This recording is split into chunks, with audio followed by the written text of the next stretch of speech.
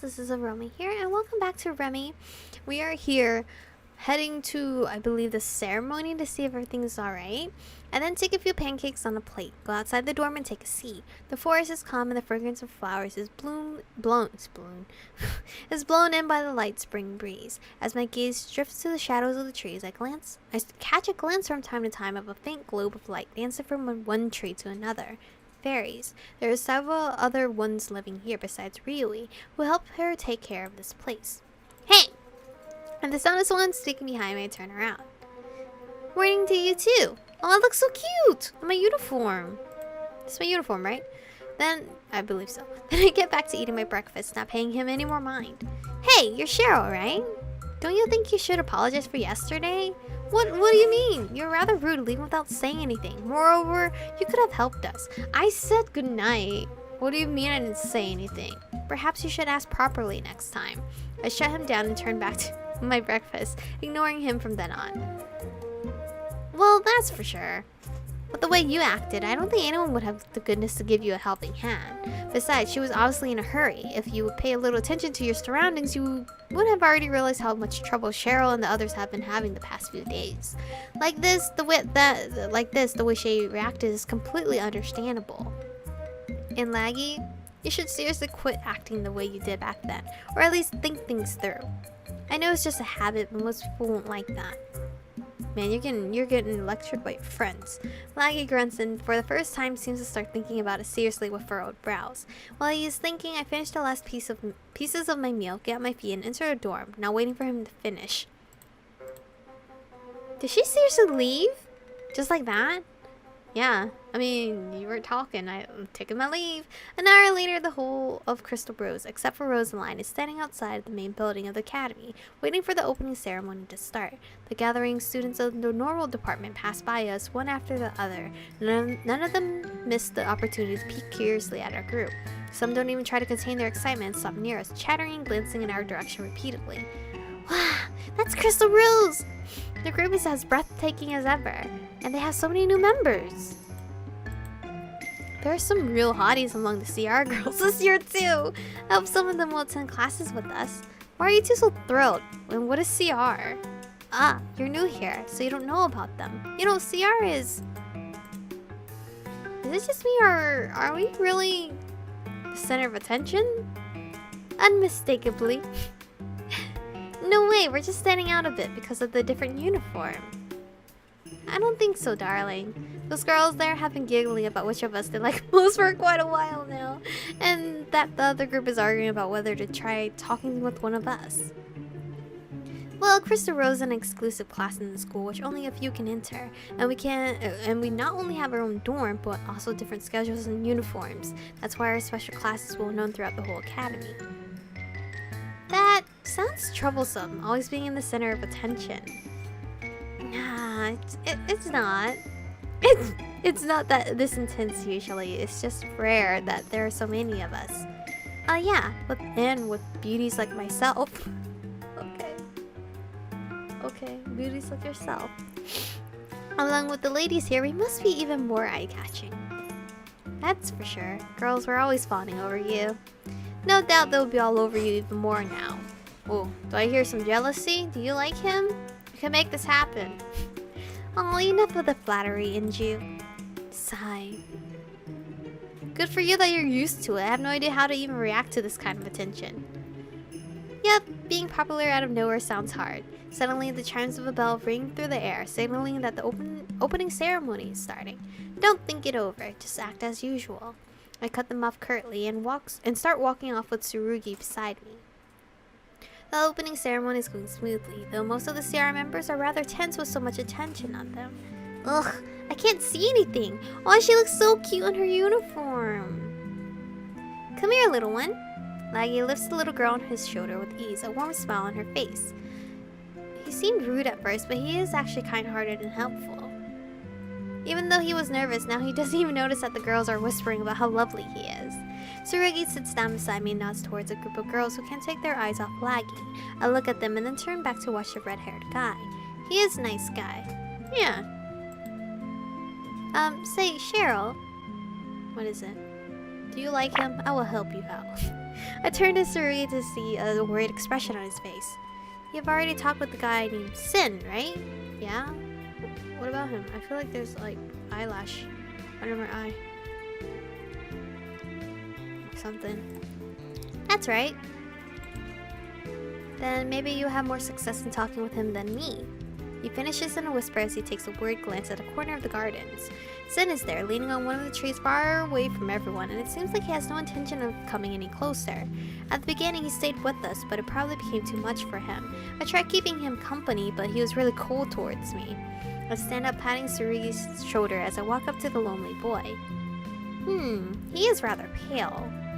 I'm in a soft voice and step in front of him, peering into his face. You alright? We know Sin is younger than us, but I don't know how young.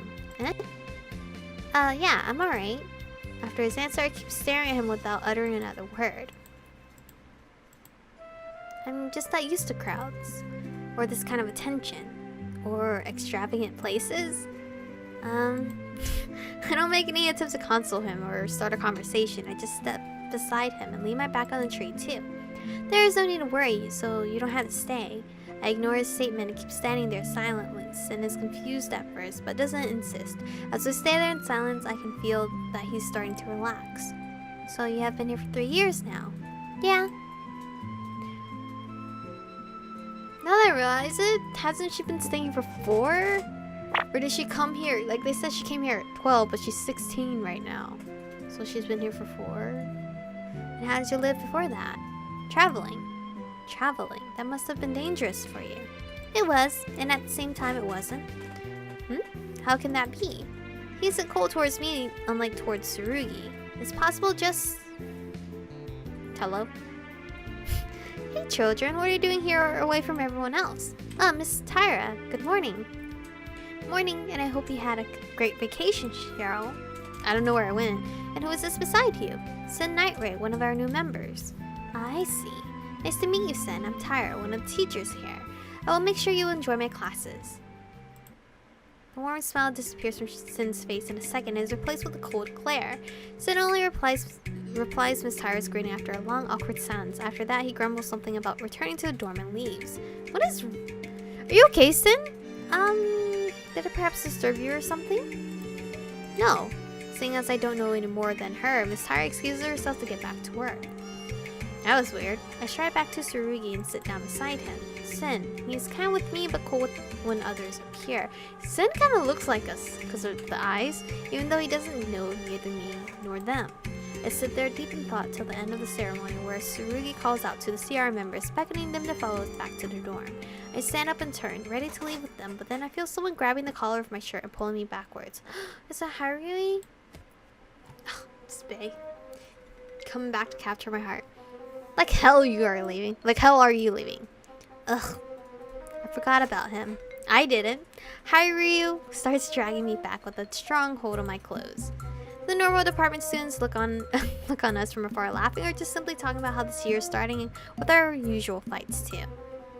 Is he a normal student? Huh? What is going on? That guy's taking Cheryl away. What? Ah, Hairyu. And you're taking Cheryl. Could you please leave her? No, but she has skipped 2 days of helping out. He is furious. This time I won't be able to get away. Tsurugi seems to have realized that too, and he is the last person who would go against Hairyu. He's not one of us. He's a normal student. Good luck, Tsurugi. You too. Bye. You're letting him take her away? Stay away. Stay away from him. Huh? Oh, right. He's afraid of girls. Sorry. Apparently I'm not a girl to him. After being dragged to the student council, I'm seated at a table packed with piles of paper. Ugh. They saved the work that I skipped before. I get started on looking through and sorting the documents, but even as hours pass, the piles don't become any less horrific. After 4 hours of this monotonous work, not even having the bundles of papers, I reach my limit and drop my head on the desk. I have had enough paperwork for a lifetime. With a sigh, I tilt my head to see Hiryu, sitting beside me, a look of intense concentration on his face. Oh my god, did he get those scars from the demons? The Ankokus? Or Ankukos? He has been working ever since we arrived and he doesn't seem the least bit beat. My eyes follow his every move as he keeps on finishing one document after the other. As he brings a paper close to his face, I catch sight of his freshly bandaged elbow. I don't know why I said that word funny. Without much thinking, I reach out and gently poke at the injured arm. Again? Hiryu only peeks at me from the corner of his eyes, shrugging his shoulders. Just the usual, he'll heal in no time. I only take my eyes off him when I hear the door opening. Oh no, two cuties in one spot! A familiar figure steps in, drawing my attention to him. His gaze sweeps through the room, and when it lands on me, a smile spreads over his face. That's a nice pack of documents you have there. Osamu? At the mention of the name Hiryu, finally looks up from the papers. The new president of the Black Cat dorm? Yeah, that would be me. I heard you've been searching for me? Uh-oh. Hiryu eyes him coldly, then stands up and introduces himself with the greatest scowl that could appear on a person's face. Huh, so I wasn't the only one upsetting him these days. Osamu must have arrived quite a while ago, and yet they're only meeting now. Hiryu walks around the office with Osamu at his side, gathering up a load of documents and a long to-do list for the new dorm president. And though Hiryu doesn't lessen his frigid behavior towards him, Osamu acts totally unfazed by it. I'm somehow unable to take my eyes off the pair, but that doesn't go unnoticed. Cheryl, work. No way, this is far more interesting than doing paperwork. Come on, man. Sigh. Finally, we got all the registration documents here. Maybe we can finish with Maybe we can finish with all the paperwork tomorrow. Miss Tyra, who is the advisor of the student council, walks in and puts 3 more boxes of paper on the table, which finally draws my attention away from the duo. What? I don't want to do all this. Cheryl, you are here? Did you get caught? Did I get caught? Yeah. You really shouldn't make Hiryu run around after you next time. Knowing her, it would take 1,000 years to make her take these duties of hers seriously. Well, no one likes paperwork. Miss Tyra, I need your help. Osamu Okami has finally decided to come. We should do all the work now that he's here. Ah, the rumored ghost boy. Where is he? Miss Tyra looks around in confusion. We follow her gaze only to realize that the 3 of us are the only ones in the room. Where did he go? So the rumor is true. He can disappear into thin air. Hiryu and Miss Tyra look around after ascertaining that the previously gathered documents were taken along. They took a look outside in the corridor. Now it's my chance. I hastily stand up, run to the window, and open it with a creak. Well, out I go. Next minute, I'm climbing out down the tree in the backyard. Most of my sight still blocked by the foliage. I jump down from one of the lower branches, but instead of the ground, I land on a pair of strong arms. What? Are you trying to steal my heart? What is he doing here? I think you should hurry if you want to get away. He says that with a gentle smile, but he doesn't seem to be planning on putting me down. I push myself out of his arm forcefully and glare at him, but when the window above us creaks, I decide to listen to his warning. I don't like that guy. He's the type to hide his feelings and thoughts with a smile, wearing an innocent look even in such a suspicious situation. So our main character is smart. She can read people. Because some games, you know, the characters are airheads and don't know anything. It feels like we acted exactly according to what he expected. I arrive back at the door with my head filled with thoughts of that strange guy. At the entrance, I stand still for a moment and shake my head a few times. I will simply avoid him from now on. There are more important things to deal with now. Yeah, like 2 other cuties. While entering the dorm, I take a peek at the clock on my phone. I should leave for a mission soon. After a light meal and some time getting ready in my dorm, I head out again. On the way to the entrance, I pass by some of our new members. Okay. You're already leaving, Cheryl? Good luck on the mission.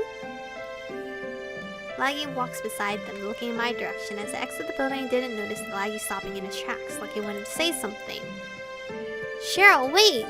I am put to a stop by one of Laggy's friends, who runs up to me while shouting. Sorry for stopping you, but I wanted to ask you if you could please overlook the way Laggy acted before. He usually acts before thinking and is rather hot-headed, but he is also kind, helpful, and warm-hearted. I realized that, and from the way he looked at me just now, I could tell he thought it properly through afterward. My remarks catches Inju by surprise. We didn't expect to hear that. Wow, you guys were overhearing our conversation? Rude. You were eavesdropping? No, just... You... Yusei is interrupted by Laggy, who steps closer to me, scratching his head. Sorry, I was wrong. I misjudged you. I acknowledge his apology with a silent nod, then turn around ready to leave. I'm off. Take care. Oh, this is so cute! As Rosaline instructed me to head out into town as the last rays of setting sun fades. I'm gonna save here. I don't know how much longer is left in this chapter. It's real long. I'm pretty sure I played over 2 hours by now. But anyway, thank you guys for watching today's episode. Stay beautiful, and I'll see you guys in the next one. 의미 없는 감정 소모해 반복된 시속 속에 이젠 난 지겨워지려네 반복된 시속 속에